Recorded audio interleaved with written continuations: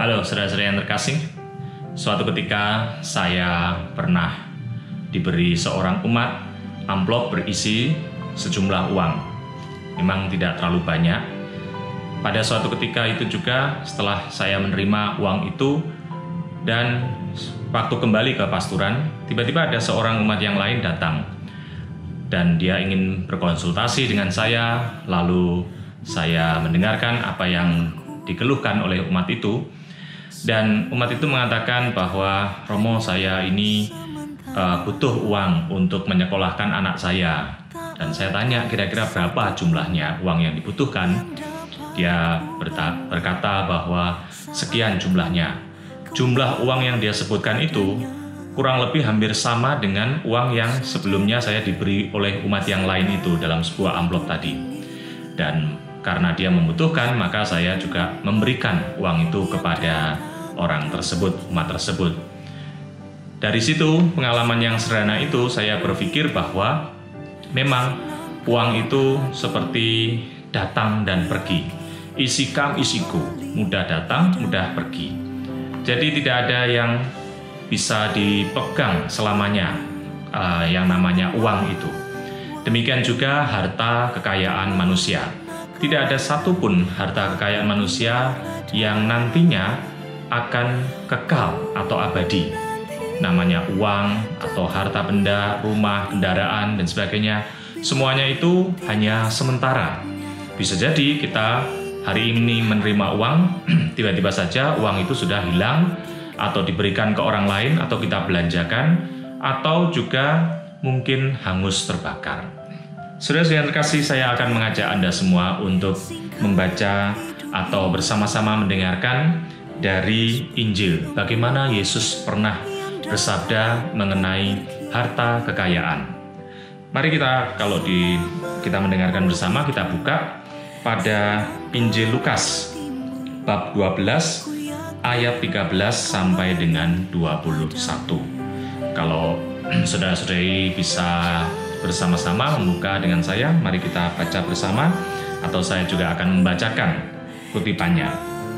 Seorang dari antara orang banyak itu berkata kepada Yesus, "Guru, katakanlah kepadaku, kepada saudaraku, supaya ia berbagi warisan dengan aku." Tetapi Yesus berkata, "Saudara, siapakah yang telah mengangkat aku menjadi hakim atau pengantara atas kamu?"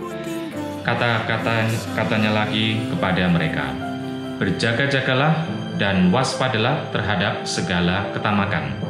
Sebab, walaupun seorang berlimpah-limpah hartanya, hidupnya tidaklah tergantung daripada kekayaannya itu." Kemudian ia mengatakan kepada mereka suatu perumpamaan, katanya, "Ada seorang kaya, tanahnya berlimpah-limpah hasilnya. Ia bertanya dalam hatinya, 'Apakah yang harus aku perbuat sebab aku tidak mempunyai tempat di mana aku dapat menyimpan hasil tanahku?' Lalu katanya, 'Inilah yang akan aku perbuat. Aku akan merombak lumbung-lumbungku dan aku akan mendirikan yang lebih besar, dan aku akan menyimpan di dalamnya segala gandum dan barang-barangku.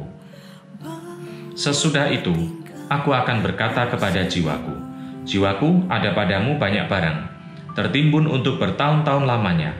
Beristirahatlah, makanlah, minumlah, dan bersenang-senanglah.' Tetapi firman Allah kepadanya, 'Hai engkau orang bodoh, pada malam ini juga jiwamu akan diambil daripadamu. Dan apa yang telah kau sediakan, untuk siapakah itu nanti?' Demikianlah jadinya dengan orang yang mengumpulkan harta bagi dirinya sendiri, jikalau ia tidak kaya di hadapan Allah." Saudara yang terkasih, kalau kita mendengarkan tadi apa yang disampaikan oleh Tuhan Yesus juga dalam bentuk perumpamaan, bagaimana orang kaya ini sebenarnya dia hartanya sangat berlimpah.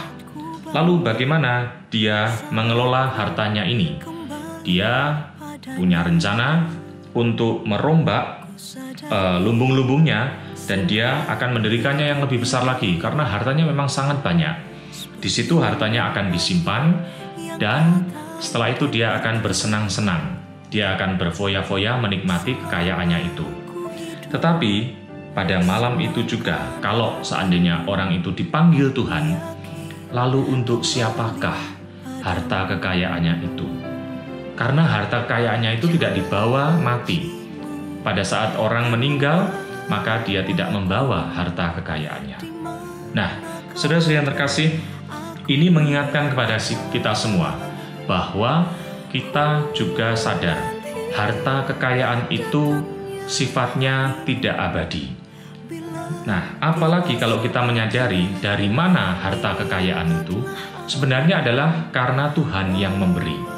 Orang kadang berpikir, loh Romo, saya ini punya harta yang banyak, itu kan karena hasil kerja keras saya.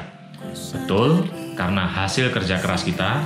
Dan jangan lupa bahwa selain hasil kerja keras kita, Tuhanlah yang juga memberi kepada kita anugerah harta kekayaan itu.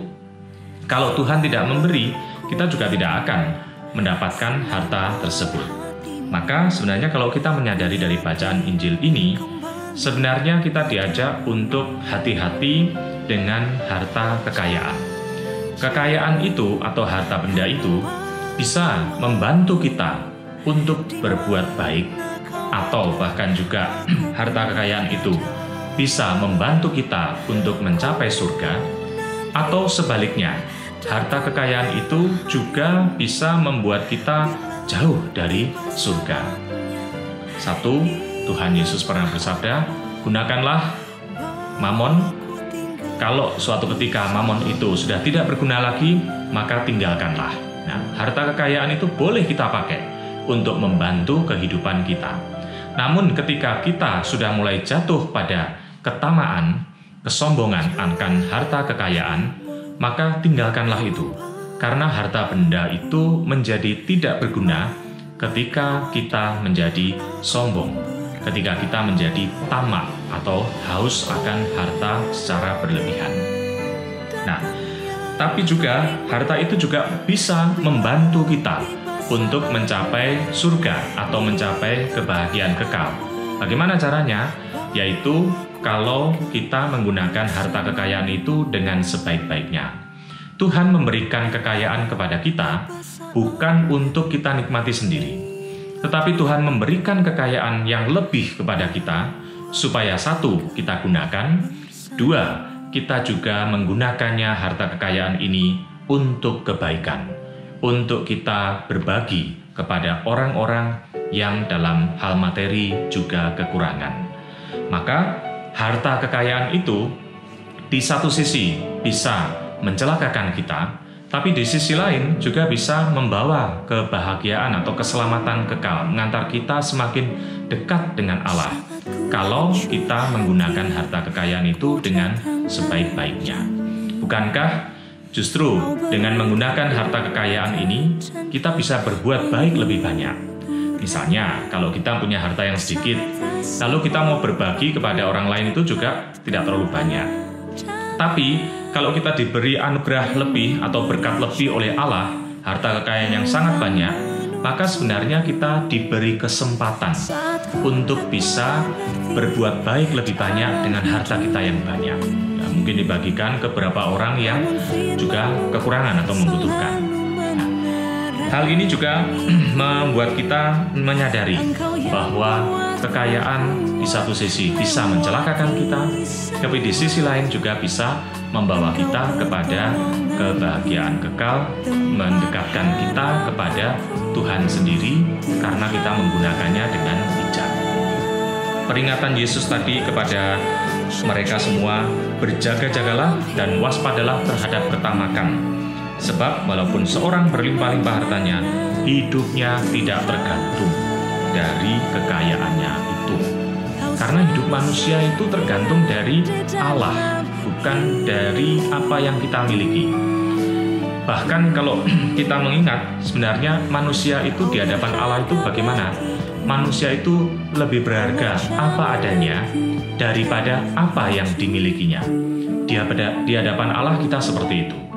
Bukankah waktu kita ketika lahir, kita tidak membawa apapun di dunia ini? Begitu juga ketika kita nanti kembali kepada Tuhan, ketika kita meninggal, maka kita juga tidak akan membawa apa-apa di kehidupan kekal nanti. Kita hanya menghadap Tuhan saja. Karena itulah kita mesti berjaga-jaga dan waspada. Jangan sampai kita tamak, kita menyombongkan kekayaan kita. Mungkin orang punya harta kekayaan yang banyak, lalu dia menjadi sombong atau merendahkan orang lain. Nah, saya ini loh kaya raya, kamu itu apa? Miskin. Lalu orang mulai meremehkan atau merendahkan orang lain. Sebenarnya di hadapan Tuhan tidak ada seorang pun yang lebih tinggi daripada yang lain.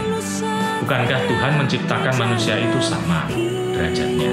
Kita semua adalah sama. Tidak ada yang lebih tinggi derajatnya di hadapan Allah. Nah, karena itu kita diajak supaya kita hati-hati. Jangan sampai kekayaan itu membuat kita sombong, membuat kita merendahkan orang lain, membuat kita merasa bisa berbuat apa saja dengan kekayaan. Padahal sebenarnya kita tidak bisa membeli segala sesuatu dengan harta benda, harta kekayaan. Contoh, bisakah kita membeli kebahagiaan dengan uang? Tidak ada satu toko pun, tidak ada satu mall pun, supermarket pun yang menjual kebahagiaan. Tidak ada. Bisakah kita membeli waktu itu dengan uang? Tidak ada. Karena waktu akan berjalan terus. Contoh bahwa kita ini tidak sanggup untuk membeli segala sesuatu dengan uang. Contohnya usia atau umur. Manusia bertambah lama akan menjadi semakin tua. Tidak bisa kita membayar untuk tetap muda atau tetap usia kita tidak bertambah.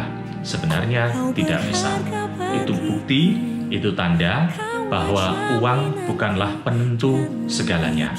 Meskipun di dunia ini orang mengatakan bahwa uang adalah yang utama. Tanpa uang orang tidak bisa hidup. Kita mengerti sabda Yesus hari ini bahwa hidup tergantung dari Allah, bukan tergantung dari harta kekayaan yang kita miliki. Saudara-saudara yang terkasih, karena itulah kita belajar bersama apa yang diberikan Yesus kepada kita, apa yang diberikan Allah kepada kita dalam rupa harta kekayaan, hendaknya satu, kita gunakan untuk kepentingan kita supaya membantu kehidupan kita sendiri dan keluarga kita. Yang kedua, jangan lupa bahwa kita juga dititipi harta kekayaan itu, selain kita gunakan sendiri, juga kita gunakan untuk kebaikan orang lain.